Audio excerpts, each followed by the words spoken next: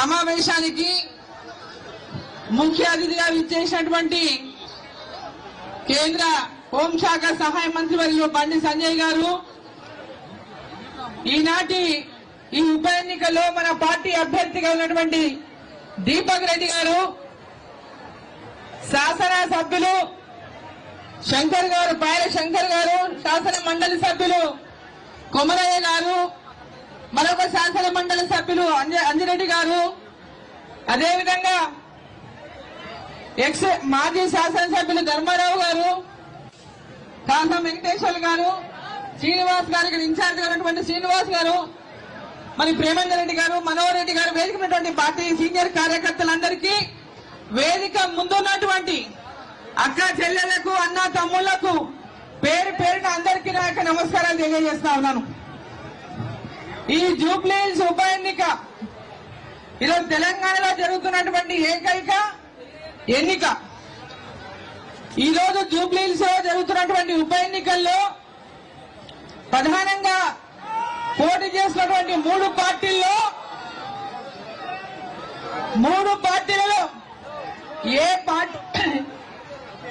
ఏ పార్టీకి ఓటేయాలి, ఏ పార్టీకి ఓటేస్తే మనకు మేలు జరుగుతుంది. ఈ ఎన్నికల్లో కాంగ్రెస్ పార్టీ గెలిచినా ఒరిగేదేం లేదు, టీఆర్ఎస్ పార్టీ గెలిచినా ఒరిగేదేమీ లేదు. ఈ రోజు వాళ్ళిద్దరినీ మీరు చూసిండ్రు గతంలో. ఈ రోజు ఉప ఎన్నికల్లో భారతీయ జనతా పార్టీని గెలిపించడం వల్ల తెలంగాణలోని పేద ప్రజలకు అందరికీ కూడా జూబ్లీహిల్స్ ఓటర్లు మేలు చేసిన వాళ్ళు అవుతారు. ఈ రోజు అనేక రకాలుగా మాయమాటలు చెప్పి మీ ముందుకు వస్తా ఉన్నారు. గతంలో అధికారంలో ఉన్నటువంటి పార్టీ బీఆర్ఎస్ పార్టీ, ఇప్పుడు అధికారంలో ఉన్నటువంటి పార్టీ కాంగ్రెస్ పార్టీ, రెండు పార్టీలు కూడా మళ్ళీ ఒకసారి మిమ్మల్ని మోసం చేయడానికి మీ ముందుకు వస్తున్నాయి. ఒకరి మీద ఒకరు ఇద్దరు టార్గెట్ భారతీయ జనతా పార్టీ. ఇద్దరు కూడా భారతీయ జనతా పార్టీని టార్గెట్ చేసి ఎట్టి పరిస్థితుల్లో భారతీయ జనతా పార్టీ గెలవకూడదని అనేక రకాలుగా ఇక్కడ ప్రయత్నాలు చేస్తా ఉన్నారు. ఇక్కడ ఉన్నటువంటి ప్రజలందరినీ ఒకటే కోరుతా ఉన్నా, వివిధ ప్రాంతాల నుంచి వచ్చి ఇక్కడ ఎంతో మంది ఉపాధి ఎత్తుక్కుంటూ హైదరాబాద్ కు వచ్చిండ్రు.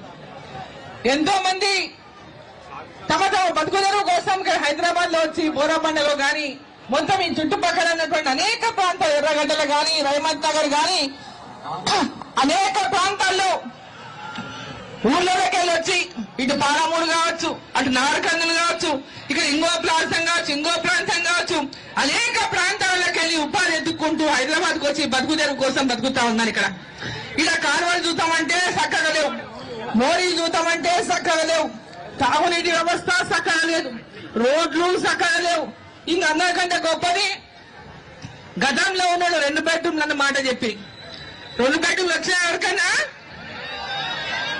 మరి ఇప్పుడు వచ్చే ప్రభుత్వం ఏం చెప్పింది, అందరికీ కూడా 5 లక్షల రూపాయలు ఇస్తాం ఇంట్లో ప్రతి ఒక్కరికి అని చెప్పింది.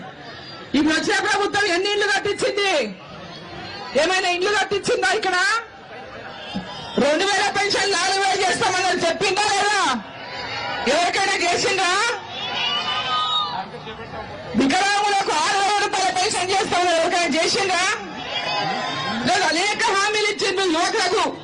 ఎంతో మంది పేదవాళ్ళు ఇలా హైదరాబాద్ లో ఇండ్లు లేక ఉన్నటువంటి వాళ్ళందరూ అనేక సంవత్సరాల నుంచి బతుకుతున్నాం. మరి ఈ ప్రభుత్వం 2 ఏళ్ళు అవుతుంది దగ్గర అధికారంలోకి వచ్చి.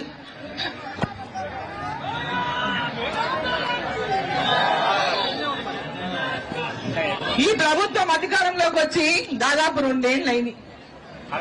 ఈ 2 ఏళ్లల్లా ఇగో ఈ బోరాబండలో మేము గిరి చేయించాము, ఏమైనా ఉందా చెప్పండి? ఇంకొకటైనా బోరాబండలో ఈ పని మేము చేయించినాము, ఇగో మీ పేదవాళ్ళకు మేము ఇన్ని ఇల్లు ఇచ్చినాము, ఇగో ఈ మోరీలు సాగు చేయించినాము, పోనీ ఇంతమందికి పెద్ద ఎత్తున పెన్షన్లు ఇచ్చినాము, ఏ ఒక్కటైనా చెప్పుకొని ఇంకా ఉందని అడుగుతా ఉన్నా. అసలు ముఖ్యమంత్రి వచ్చి అసలు ఇంకా ఏ మొహం పెట్టుకుని ఓటని ఇంకొస్తుందని చెప్పి నేను ప్రశ్నిస్తా ఉన్నా. ముఖ్యమంత్రి ఏ మొహం పెట్టుకొని వచ్చి ఉప ఎన్నికల్లో మాకు ఓటేయండి, ఈ 2 ఏళ్లలో మీరు ఏం చేసినని మీరు ఓటు అడుగుతున్నారని చెప్పి నేను ప్రశ్నిస్తా ఉన్నా. 2 ఏళ్లలో ఈ రాష్ట్రంలో ముందే బీఆర్ఎస్ ప్రభుత్వం ఈ రాష్ట్రాన్ని అప్పుల పాలు చేసిపోయింది.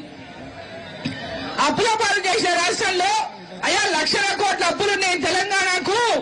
మీరు చెప్తున్నటువంటి హామీలన్నీ అబద్ధపు హామీలు, మీరు చెయ్యలేరు, జూటా మాటలు చెప్తున్నారు ప్రజలకని చెప్పి భారతీయ జనతా పార్టీ ఆనాడు ఎన్నికలప్పుడు గట్టిగా గొంతెత్తి చెప్పింది.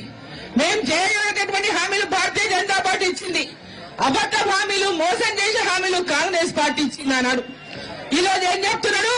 పైసలు లేవు, ఎవరితో నీకు పోయినా డోర్ తీస్తలేరు, ఎక్కడ పోయినా చెప్పులు అరిగిపోతున్నాం కానీ మనకు అప్పించడం లేదనేటటువంటి మాట స్వయాన ముఖ్యమంత్రి మాట్లాడుతున్నాడు. ఈ రాష్ట్రంలో పెద్ద ఎత్తున కాలేజీలలో ఫీజు రియంబర్స్మెంట్ కట్టలేక ఎంతో మంది పిల్లలకు, చదువుకున్న పిల్లలకు కాలేజీలలో సర్టిఫికెట్లు పొందినటువంటి పరిస్థితున్నది. వాళ్ళు పెద్ద ఎత్తున సర్టిఫికెట్ కూడా ఇలా కాలేజీలు ఇవ్వనటువంటి పరిస్థితున్నది. ఈ రోజు పెద్ద ఎత్తున భూముల అమ్మకానికి పెట్టిండు. భూముల అమ్మకానికి పెట్టి ఏదో భూమి చేద్దామనేటటువంటి విధంగా ప్రయత్నం చేస్తున్నాడు. 170 కోట్లకి అమ్మినాం, ఆడకి ఇంత అమ్మినాం, ఇంత వచ్చింది, అంత వచ్చింది, దీని ద్వారా ఇంకా భూమి రేటు పెరుగుతుంది ఏమనేట్టు ఆశపడ. అయినా కూడా ఎవడెక్కడ రాలే మళ్ళీ భూమి కొనికే, ఆడికే అయిపోయింది. వాళ్ళు కొన్నోళ్ళు కూడా పరేషాన్లో ఉన్నారు. ఇవాళ ఈరోజు ప్రజలని మోసం చేసి ఇప్పుడు లిక్కర్, ఇప్పుడు ఏమొచ్చింది? లిక్కర్ వచ్చింది. మళ్ళా లిక్కర్ ఆమ్దాని వస్తుంది. ఈ లిక్కర్ ఆమ్దాని మీద, లిక్కర్ షాప్ల మీద దాదాపు 3,000 కోట్లు ఈ రాష్ట్ర ప్రభుత్వానికి వచ్చినాయి. ఇవాళ 3,000 కోట్లు గంట వచ్చింది. అదేం సంపాదన అంటే ప్రజలందరూ కూడా లక్కీ టిప్పు కోసం లక్షలు లక్షలు కడితే ఆ మొత్తం జమ ప్రభుత్వంలో జమ అయిపోయి వాళ్ళ జేబులు ఖాళీ అయిపోయినాయి. షాపుకు 3 లక్షలు కట్టాలి. ఒక్కొక్కరు 10, 20, 30 వేసుకున్నారు. ఒకటనే షాప్ తగులుతుందేమని ఆ 30 షాపులు కడితే ₹1,00,00,000 పోయినా కానీ వచ్చేది ఒక షాపులు వచ్చినప్పుడు మొత్తం ఆ షాపుల డబ్బులన్నీ కూడా ప్రభుత్వం తన జేబులో వేసుకున్నది. ఈ రోజు ఆ డబ్బులతో కూడా ఇలా పిల్లలకు కాలేజీలో ఫీజు రియంబర్స్మెంట్ చేసేటటువంటి పరిస్థితి ఇంకా లేదు. వాళ్ళు ధర్నాలకు కూర్చుంటున్నారు. ఆరోగ్యశ్రీ కింద హాస్పిటల్లో పేమెంట్ చేసేటటువంటి పరిస్థితి లేదు. ఆరోగ్యశ్రీ మేము చెయ్యమని ఆసుపత్రులు చెప్తున్నాయి.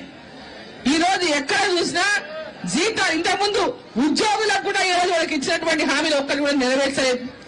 వాళ్ళు కట్టుకున్నటువంటి రిటైర్మెంట్ అయినాక వాళ్ళు కట్టుకున్నటువంటి అనేక డబ్బులు ఎవరైతే నెల నెల సేవింగ్స్ చేసుకుని ప్రావిడెంట్ ఫండ్ అని జమ చేసుకుంటారో వాటిని కూడా తిరిగి ఇచ్చేటటువంటి పరిస్థితి లేదు ఈ రాష్ట్ర ప్రభుత్వం. ఇంత అధ్వానమైనటువంటి పరిస్థితిలో ఈ రాష్ట్రాన్ని రాష్ట్ర ముఖ్యమంత్రి పరిపాలిస్తా ఉన్నాడు. కాంగ్రెస్ పార్టీ పరిపాలిస్తా ఉంది. ఈరోజు దేశంలో నరేంద్ర మోదీ గారి ప్రభుత్వం ప్రపంచ దేశాలన్నీ కూడా భారతదేశం వైపు చూసే విధంగా ఈరోజు దేశానికి ప్రధానమంత్రిగా దేశాన్ని పరిపాలిస్తా ఉన్నాడు. ఈ రోజు భారతదేశం యొక్క కీర్తిని ప్రపంచ దేశాలకు చాటి చెప్పినటువంటి నాయకుడు నరేంద్ర మోదీ గారు. ఈ రోజు మీ అందరికీ నేను ఒకటే కోరుతా ఉన్నా. ఈ రోజు ఏమంటారు? జూబ్లీ హిల్స్ ఎలక్షన్ వచ్చింది, ఇలా ముస్లింల ఓట్లు ఎక్కువ ఉన్నాయి కాబట్టి హిందువుల ఓటు చీలిపోతాయి, ముస్లింల ఓట్లతో కాంగ్రెస్ బీఆర్ఎస్ గెలుస్తుంది, బీజేపీ గెలవదనే మాట మాట్లాడుతున్నారు. నేను అడుగుతా ఉన్నా, 1,00,000 చిల్లర ఉన్నటువంటి ముస్లిం ఓట్లు టీఆర్ఎస్ గాని కాంగ్రెస్ గాని ఎవరు పంచుకున్నా, ఎవరు వేసుకున్నా 3 లక్షల ఓట్లు హిందువుల ఓట్లు ఒక పక్క వేస్తే మనం గెలవమని అడుగుతున్నా. 3 లక్షల ఓట్లు హిందువులు ఉంటే మనమందరం కూడా ఏకతాటి పైకి వచ్చి మనం ఓట్లు వేయలేమని అడుగుతా ఉన్నా. ఎందుకు వాళ్ళు వేసినాక ఓట్లు మనం వేయలేం? వాళ్ళు ఒక్కొక్క ఓటు ముస్లింల ఇళ్లలో 5 ఓట్లున్నా, 10 ఓట్లున్నా, 15 ఓట్లున్నా ప్రతి ఒక్క ఓటు వాళ్ళు ఓటు బూతుకు పోయి ఓటేసి వస్తారు. అట్లే మన వాళ్ళు కూడా తమ ప్రతి ఒక్క ఓటు హక్కును ఉపయోగించుకొని జూబ్లీ హిల్స్ లో భారతీయ జనతా పార్టీని గెలిపియాలని చెప్పి సందర్భంగా నేను కోరుతా ఉన్నా. జూబ్లీ హిల్స్ లో భారతీయ జనతా పార్టీని గెలిపించి ఈరోజు తెలంగాణలోనే ఈ 2 పార్టీలకు గుణపాఠం చెప్పాలని నరేంద్ర మోదీ గారి నాయకత్వాన్ని మరి తెలంగాణ కూడా భవిష్యత్తులో మనం ఇక్కడ పెద్ద ఎత్తున అధికారంలోకి రావడానికి ఈ ఎన్నికల్లో భారతీయ జనతా పార్టీ అభ్యర్థి దీపక్ రెడ్డి గారిని భారీ మెజార్టీతో గెలిపించాలని మిమ్మల్ని అందరినీ కోరుకుంటూ భారత్ మాతాకి